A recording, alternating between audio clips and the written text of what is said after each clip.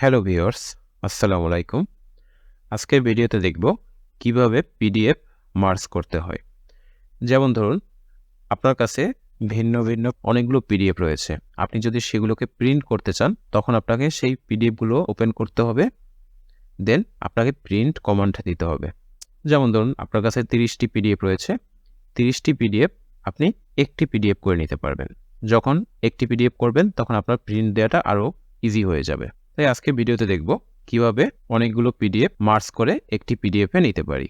Merge করার জন্য আমাকে অবশ্যই কিছু পিডিএফের দরকার হবে। আমরা অলরেডি কিছু পিডিএফ তৈরি করে রেখেছি। এখানে 3টি পিডিএফ রয়েছে।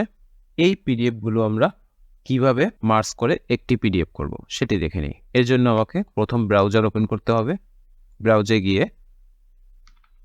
google.com-এ যেতে হবে।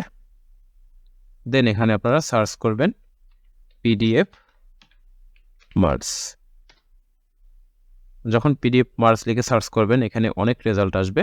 এখান থেকে আপনি যে কোনো একটি সিলেক্ট করে দিতে পারেন। যেমন আমি প্রথমটি সিলেক্ট করে দিচ্ছি। যখন প্রথমটি সিলেক্ট করলাম, এখানে দেখতে পাবেন, তখন পেজটি ওপেন হবে। তখন দেখতে পাবেন সিলেক্ট পিডিএফ ফাইল। তখন আপনারা এখান থেকে পিডিএফ ফাইলটি সিলেক্ট করে দিবেন। প্রথমে এখানে ক্লিক করতে হবে।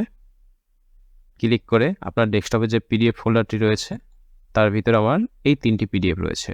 3টিকে সিলেক্ট করে দিলাম, দিয়ে ওপেন। কিছুটা সময় নেবে। দেন আপনারা মার্জ পিডিএফে ক্লিক করবেন। যখন মার্জ পিডিএফে ক্লিক করবেন, আপনাদের মার্জ সাথে সাথে হয়ে যাবে। আপনি যদি সেটিকে ডাউনলোড করতে চান, তখন আপনি ডাউনলোড করতে পারবেন, অথবা অটোমেটিক্যালি দেখবেন আপনার ডাউনলোড হয়ে গেছে। যখন ডাউনলোড শেষ হয়ে যাবে, তখন দেখতে পাবেন আপনার পিডিএফটি এক হয়ে গিয়েছে। যেমন ফার্স্ট পেজ, সেকেন্ড পেজ এবং থার্ড পেজ। এভাবেই আপনার পিডিএফ মার্জ করতে পারবেন। আমরা শুধু 3টে পিডিএফ দিয়ে দেখিয়ে দিয়েছি। এখানে 3টা না, আপনি ইচ্ছা করলে 30টা, 40টা, 50টা পিডিএফও একত্রে মার্জ করে একটি পিডিএফ করে নিতে পারবেন।